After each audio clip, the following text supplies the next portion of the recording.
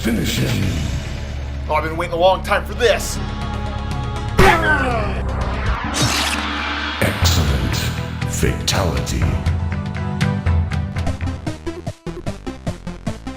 Yeah, take that, you stupid duck hunt dog. Looks good up there. Alright, which game should I play now? Let's see here. What about Legend of Zelda 2? Oh man, I haven't played this one in a long time.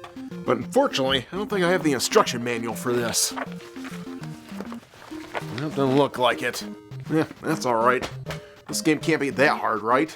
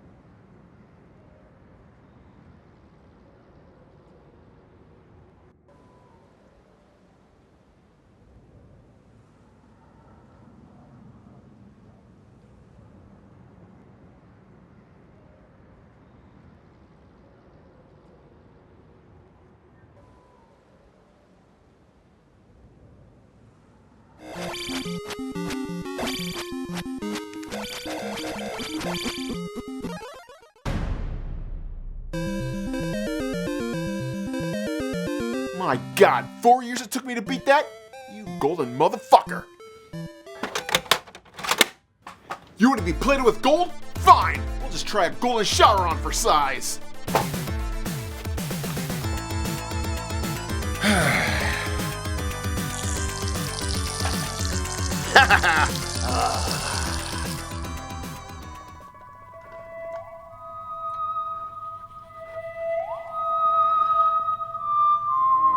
What the hell? I'm not reviewing you, get away from me!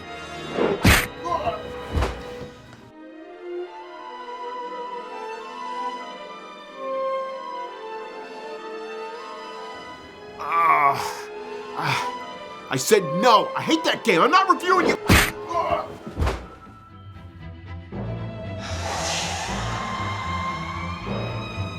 Oh, come on, I just want to take a leak! Get away from me!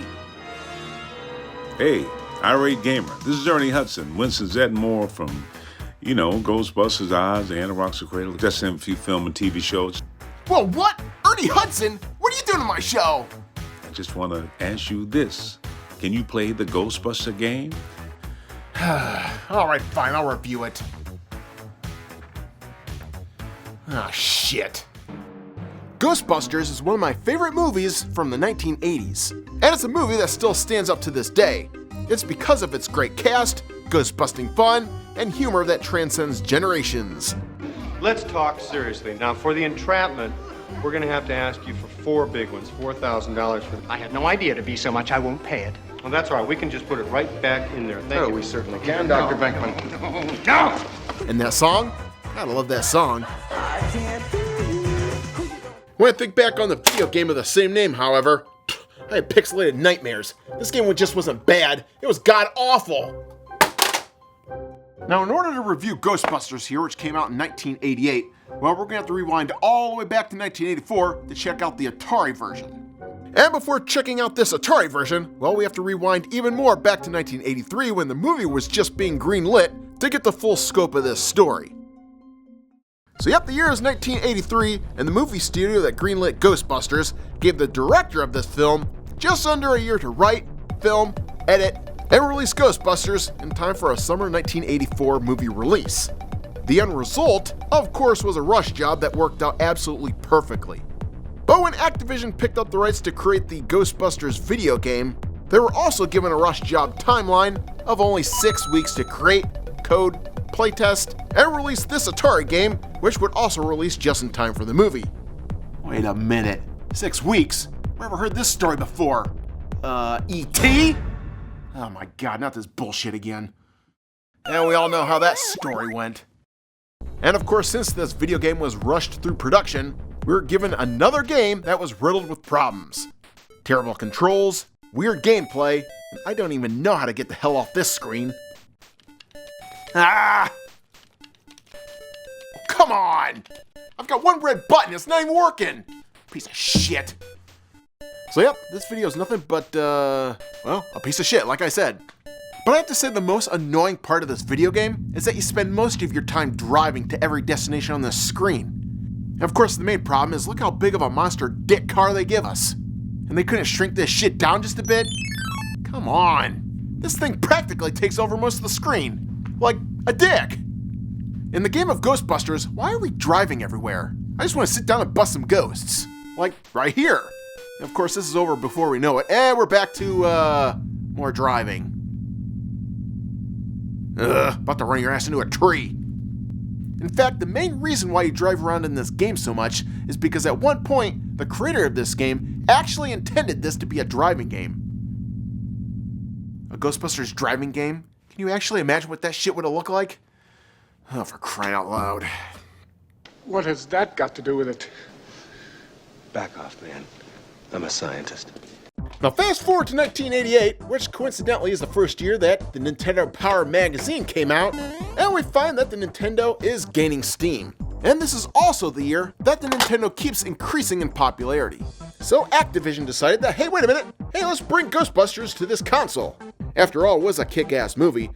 But instead of just creating an all-new game off the hit movie, well, they decided to dust off that old Atari game and just upgrade the graphics and gameplay. But the problem is, you just can't shine a turd and get diamonds. Actually, you get a golden shiny turd, like this bullshit right here. Wait a minute, did I just pee on this? Well, anyway, start this game up, and we instantly see the differences and similarities of the original Atari game. But don't let this game deceive you, because we're gonna have to exercise the shit out of this satanic hellspawn of a game, because there's hardly any fun Easter egg references from the movie here. You want ghosts? Well, how about some generic ghosts? Want that creepy ghost librarian? The taxi driver ghost? Or Slimer to show up? Well, here, we have this, white blobby bullshit. What the hell is that?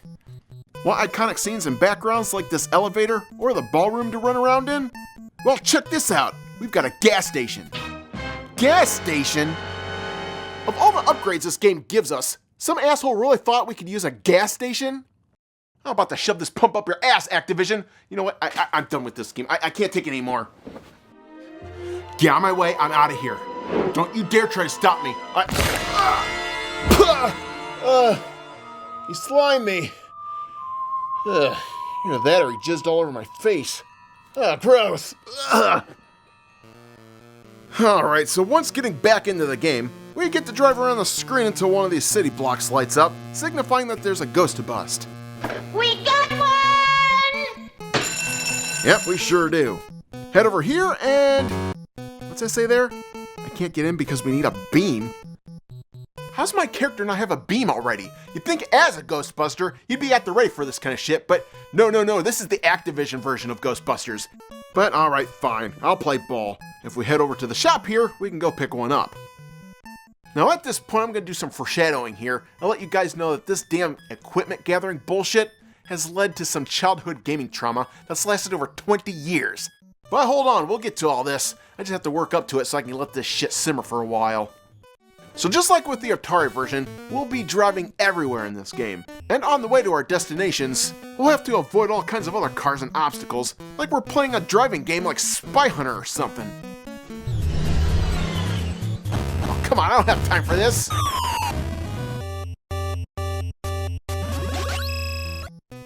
Alright, so once at the shop, we have our beam, so pick that up.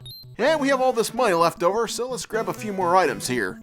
Not sure what this stuff does, but sounds fancy enough, so guess I gotta have it. Alright, now time to bust some ghosts! Well, not so fast there, buddy, because now it looks like we need a trap. Now wait a minute, where the hell was a trap at? I don't remember seeing that at the store. Now if you've already played this game before and you know where the trap is, well, I want you to hold on to this precious moment for a few seconds while I paint you a picture.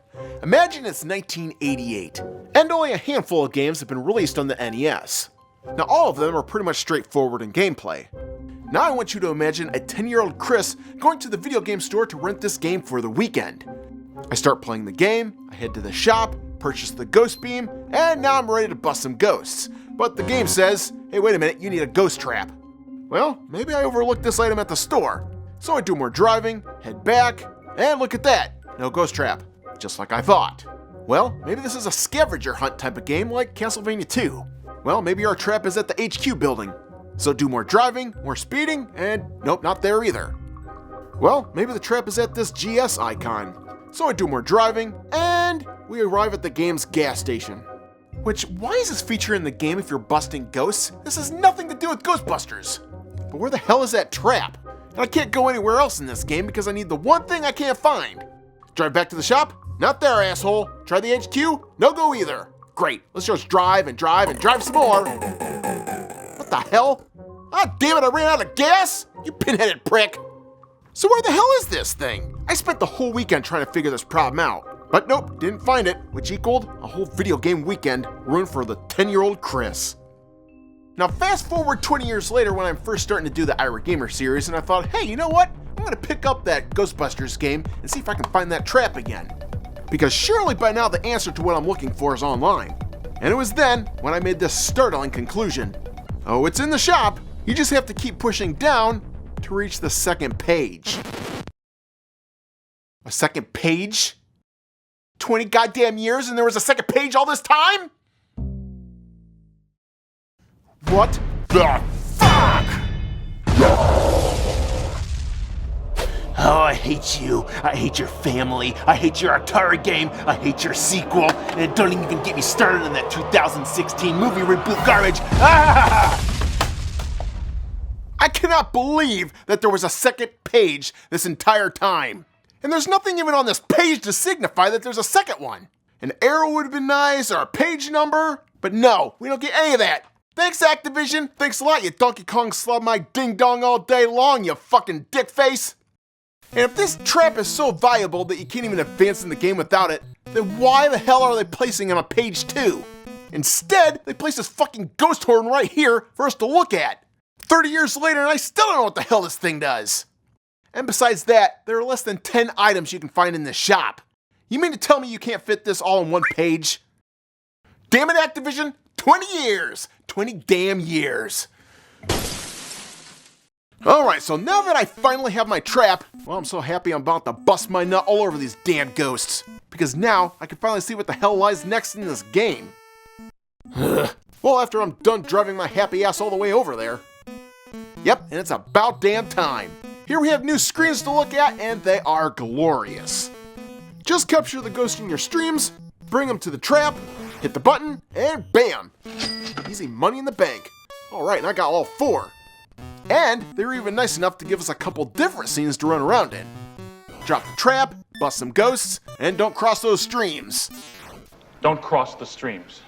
Unfortunately, it would have been nice to have that ballroom scene thrown into the mix, but since they can't even create a shopping experience worth a shit, why hold it against them at this point?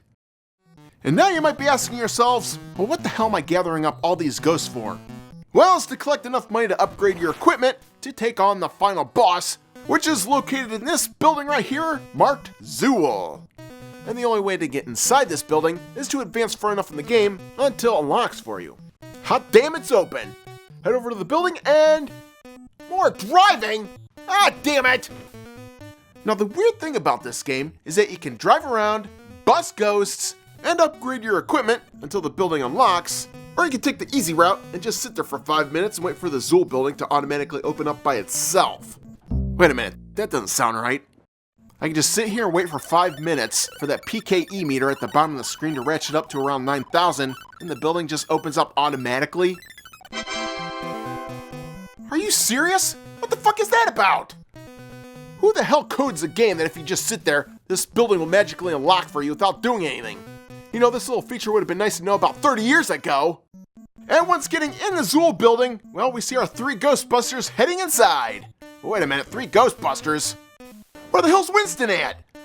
I mean, after all, this is the upgraded version, and we can't even get a Winston in the only cutscene of the entire game? Oh, but just wait, it gets worse. Now we enter into this stairwell, which, nice, actually based off the movie.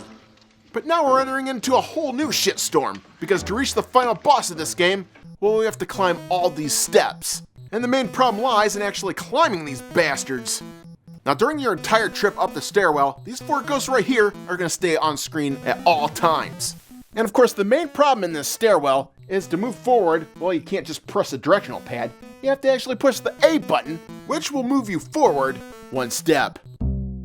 Oh, come on, that's it. Press that button again, and you'll move another small step forward. Oh my God, are you shitting me right now? Well, I wish I was, because you'll be trying to get up these stairs and pushing this button so many dang times that your fingers will start bleeding from the repetition. Oh, I just had to get that trap, didn't I? Ugh. And when these ghosts start coming at you, there's nowhere to run. And I'm 3 guys deep here, which makes me a huge-ass target. And good luck trying to defend yourself here, because the other button does jack shit. All you can do is drop some ghost food that you bought at the shop, which will attract them to it, so you can climb the stairs safely. But the problem is, as soon as you move off the screen, well, the ghosts just come back at you again. Ah, get the hell away from me! Oh, my poor fingers. Now I tried as hard as I could to get up this stairwell, and the best I could do was, well, reaching stairwell 11. And if you're wondering how many floors actually exist in this level, well, there's a grand total of 22, which is also the actual number of floors in the movie. Look, I appreciate the attempt to be movie accurate here, but why give us 22 floors of bullshit when you can't even make Slimer the right color? My God, when does the insanity end? And just look at this kill screen you get. Bad luck, you cannot save the city of New York. Well, you didn't really give me a chance there, buddy, with all this bullshit button pressing going on. Couldn't even give me a proton pack to defend myself. Maybe if you took more than 6 weeks to produce this game, I could have had a chance. Why not flip us off too while you're at it? Now at this point, I could probably just pop in the Game Genie and fast forward my happy ass all the way up to the top of the stairwell, but I'm sure a bunch of assholes will pop out of the woodwork and go, "Oh my God, AVGN did that, you can't do that." Yeah, I know. So you know what I'll do? I'll just montage my way up to the top. It's the final countdown. What the hell? Copyright claim? Ah, damn it, YouTube, you suck! That was a perfect song, too. Alright, well, fine. Instead of speed racing my way to the top with a Game Genie, because AVGN did just that, I'll just go ahead and transition myself to the top of this stupid thing. Alright, so you guys happy now? There's no AVGN copying, no shit pickle, no nothing. So, alright, leave me alone. I'm just trying to get through this game and then I'll be out of here. Toasty! Alright, so now we finally arrive at probably one of the most cool screens of the game. We've got Stay Puft down here, Stone Dogs, and White Slimers. Alright, fine, I don't care at this point, but we've also got the main boss of this Zool building, Zool herself. Wait a minute, that's Zool. This is Gozer. Well, this is confusing. Why the hell did they call this the Zool building when it's clearly the Gozer building? How did they get stuff like this wrong while still managing to accurately give us 22 floors of ghost-busting nonsense? This selective movie accuracy thing just pisses me off. Toasty! And of course, true to fashion, taking down this boss is also a pain, since you have to hit her 8 times without hitting the bottom of the screen, and if you do that, Gozer's health returns to normal and you have to do it all over again. Stop going to the bottom of the screen! How the hell am I supposed to do this? This boss is tough! To borrow from Ghostbusters, man, you got the tools, you got the talent, and when someone asks you if you're a god, you always say yes. Oh, good advice, Winston. Let's do this! Take this, Gozer! This chick is toast! So after turning her into toast, we get an ending congratulating us on our victory. Or should I say, congratulation? Oh my God, please make this shit stop. Not only do we get congratulated, but we also get proved.